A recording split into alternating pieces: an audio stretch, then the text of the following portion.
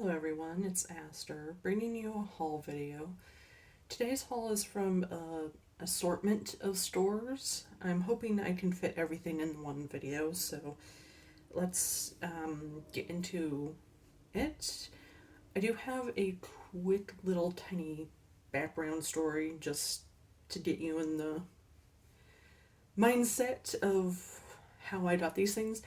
So, I have or had, I still have, an extensive library of movies. I used to have a lot more, but what happened was they're all DVDs, and I don't watch my DVDs anymore. I kept a few of the more rare ones or ones that they don't have a Blu-ray release for. So all the other ones that, I could find on Blu-ray or I just didn't care about, I decided to trade into this store where they sell games, music, and movies for trade-in credit. And it must have been like 500 plus DVDs. I had some box sets and stuff. Nothing too rare, mostly common stuff, but I was thinking maybe I'd get $100. I know that's a little low for 500 DVDs, but honestly, most people only pay 25 cents, if that, for DVDs now. They're incredibly cheap, so nobody really wants them. He said, the guy that was buying them, the lowest he would go was 25 cents. Uh, some movies, if they were more rare or more popular, he would pay a few bucks for. Stuff like box sets, he would pay more for. I did have some box sets, so I think that helped. Basically, I got $150 in store credit. I was going for in store credit. I did not want cash because I wanted to buy some video games. That's the reason I did this. That, and I wanted to free up some space in my room because they were just sitting in boxes for 2 years in my bedroom. Don't ask. So, he didn't take every DVD. There was enough left where I went to Cash America and pawned them. And the pawn shop gave me $14. So what the first store didn't take, I was like the really common stuff that he just had too many of, or the scratched up stuff. So then I went to the pawn shop. They took a bunch, and whatever they didn't take is sitting out in the car, and I don't know if I'm going to donate them or just give them away to a Buy Nothing group that's around here locally. I'm not sure. I'll have to think about it. I'm probably just going to end up donating them. Yeah. So, first thing is the pawn shop. So they gave me $14, and I found a Kirby game that I didn't have. Kirby's Extra Epic Yarn. Unfortunately, this is one of those games where it has a digital manual, so that's not great. I like physical manuals, even if they're like 2 scraps of paper, but what you gonna do?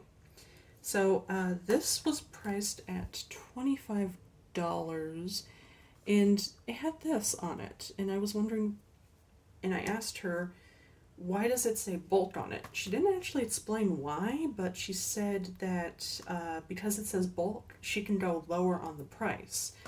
So I asked her, go as low as you possibly can, of course. She went and took $10 off. So I paid her back the $14 that she gave me and some change for the tats and stuff.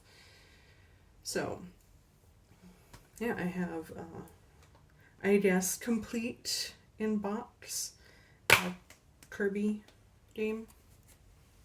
Nothing much to see in there other than the cartridge. But yeah, I didn't have it, and I love Kirby, so I'm happy. And now for the video game store, where I spent my $150, plus I ended up spending $7 over that because taxes and stuff. I bought Kingsley Adventure for the PlayStation 1. This has been on my want list for a while. It's got the manual and the disc. It's a higher priced game. I just went into this with the, thought that this stuff is, or the $150 is free money. So buy expensive stuff that you usually don't buy. So I went with that mindset and bought a few expensive items that I normally wouldn't buy because of the price. I usually try to get the cheapest options I can because I'm a budget gamer. There we go. So next up we have Space Harrier 2 for the Sega Genesis. This was $40. This was $30. It's complete in box.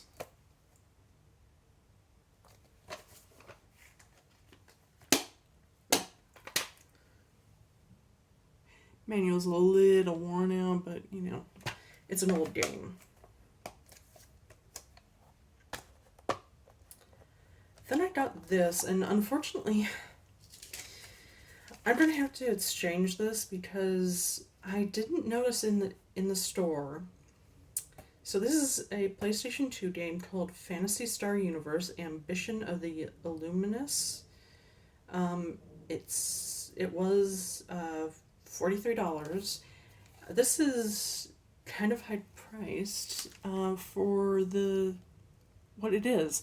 So I don't know if you can see it, but you see how the artwork is wavy? That means it has water damage. I did not see that in store. The disc and manual are fine. It's the cover art that has water damage on it. But I'm paying, market value on this, and it's a higher priced game because it's more unusual and rare. But I don't want a water damaged game that I paid full price for, so I'm just going to exchange it and buy something else.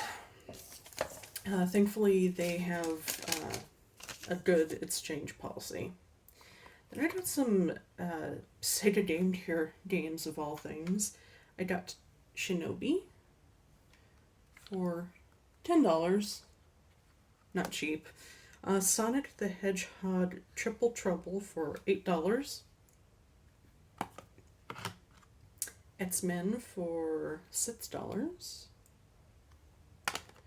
And X-Men Game Master's Legacy, $6. This one has kind of a faded out label, but it's a Game Gear game. So that's that for the video game store video games. Then we have let's do half price books. So I went to half price books multiple times. I actually didn't buy anything the first time. I ordered a book and picked it up. This is actually the book I ordered. Logan's Run. It's a hard book to find, and it's an old copy, so I'm happy to have that. I paid maybe $5 for this. So really happy to have it. But after I picked that up, like literally just after, I had to run home because of a family emergency. So I actually ended up coming back to Half Price Books because I was originally going to trade in all of my DVDs to them. And for a huge box of maybe 100 DVDs, they were going to give me $13. And that's with 3 video games included and a bunch of books. So their prices are just, ugh. I'm probably never going to trade in anything ever again to half price books because of the trade in value is just horrendous. I recommend nobody trade in anything at half price books. They just rip you off. So, I came back to pick up the DVDs that I did not want to sell, as well as the books and video games, and I ended up buying some books because I need more stuff to read. So this may not be of interest to anybody, but I'll just go through them pretty quick. I ended up spending $56 on all of this.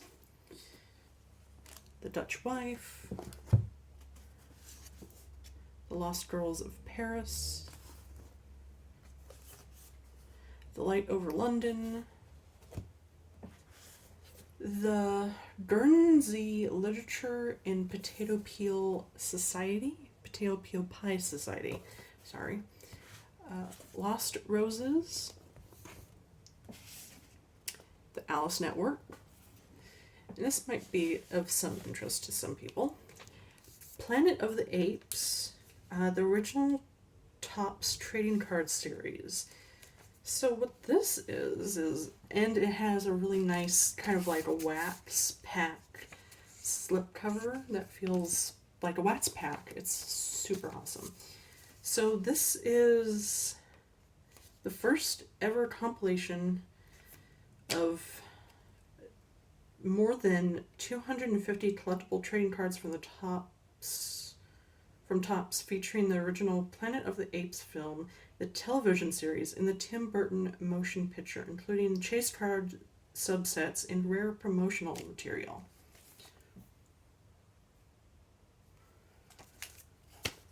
So, I like these old wax packs. I never collected the Planet of the Apes trading cards, but I thought, I like the wax packs. I'd like to learn some more about the history, and it shows you some nice pictures of the actual cards, so cheaper than collecting actual cards, so I thought that was well worth it. In an interesting little bit of collectability, maybe? I don't know. So, yeah, I don't know if anybody caught that, but most of these books are about World War II and women in World War II. How they, did things back home when their men were off fighting wars and stuff. So I just like to read about historical fiction, particularly World War II. Into England, like Elizabethan times, stuff like that. I find it very fascinating. So let's move these back so I don't have to just have them sitting on my lap precariously. I don't really have a lot of room here. Okay, next up, Value Village. So I bought 2, 3, 4. I bought 4 books. One of them isn't here. I bought it for my mom, so it was a cookbook. I bought a Charlie Brown Christmas. It was $1.29. Interestingly enough, you expect it to be this way. Actually, it's not. It's a normal book, but it's just very odd. This cool thing. Unfortunately, I don't think the map is still included. I could not see it. So, this was $3.79, but it's a full set of the Oregon Trail, Choose Your Own Trail books. So they're Choose Your Own Adventure books, but for the Oregon Trail. I thought that was cool. I remember playing the Oregon Trail when I was a kid. It was like the only video game you could play at school. Loved that thing. I got this book because it's pretty cool. This is Grimm's Fairy Tales and it's a golden classic book. I like the illustration, it really caught my eye. This was $1.79. And look at the back, fairies and roses and castle. I really like the front cover of this book. Then I found some video games, of all things. Usually I don't find video games at half-price books. So these were a little bit expensive for Atari games, but did I just say at half-price books? Value Village, sorry. What I was going to say was I usually can't find any games at Value Village that aren't overpriced. And I couldn't find any games at half-price books. That's why I got mixed up. Because half-price books is right next to Value Village, so I go to half-price books and then Value Village in the same trip. And since half-price books literally did not have any video games that I needed, when I saw these, I was like, you know what? I want some video games today. So I'm just going to pay these prices. Usually I don't pay this much for Atari games because they're so fucking old, but yeah. So these were $3 each. I got the Activision Decathlon, and there's sports games too, so that's just an insult to the wound. Speedway 2 and Hangman. Okay, I guess Hangman isn't actually a sport, but yeah. They have a lot more, but all of them I had other than these three, so I passed on those. And I got some Blu-rays, which these were $3 each. Not cheap, is what Value Village is. I got Black Hawk Down, The Bucket List, Changeling, and 300.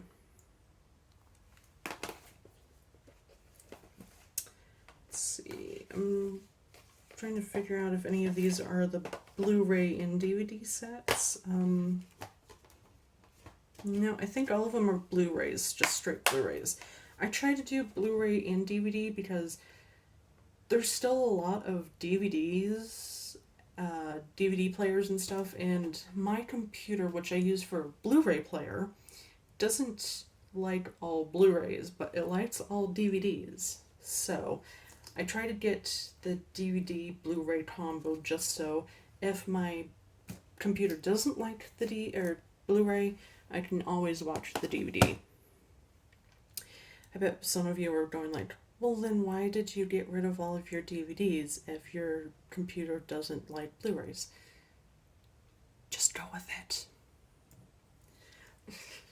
No, really, I do have an external Blu-ray player, like one you hook up to an actual TV and stuff. I just don't really use it. So that's kind of why, because if my computer doesn't like the Blu-rays and I don't have the DVD version, I can still play them. So, yeah. Last up is these two things. These are those mist bag things, which I really need to stop buying them. Okay, so the first one is this one. It's a toy one, and it was $4. This is all junk. Literally the only reason I bought it is for Tails. And I don't know if you notice anything wrong with this. His namesake's gone. His tail is gone. So, yeah. I paid way too much for it. But, oh well. Not much I can do. They don't accept returns. Next up is more stamps. If you watched my last Value Village thrift store haul, I got some stamps. I guess I going to look at stamps more because these are kind of cute. This was $2, and we got 4 holiday stamps.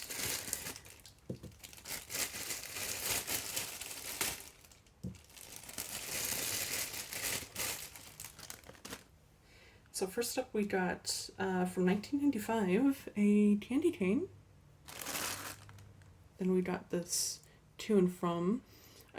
I don't really use stamps, so I don't know if this is possible, but I'm going to try and ink just the border and not the to and from, just because I'm not going to use this as a gift tag. I'm going to use it as a decorative journal thing. And then this is the main reason I actually got it, because I really liked the cottages. It was really cute. Again, I'm going to try to not ink the words and just the cottages. And then finally we got an Easter bunny and an Easter basket. That was really cute. So yeah, I ended up spending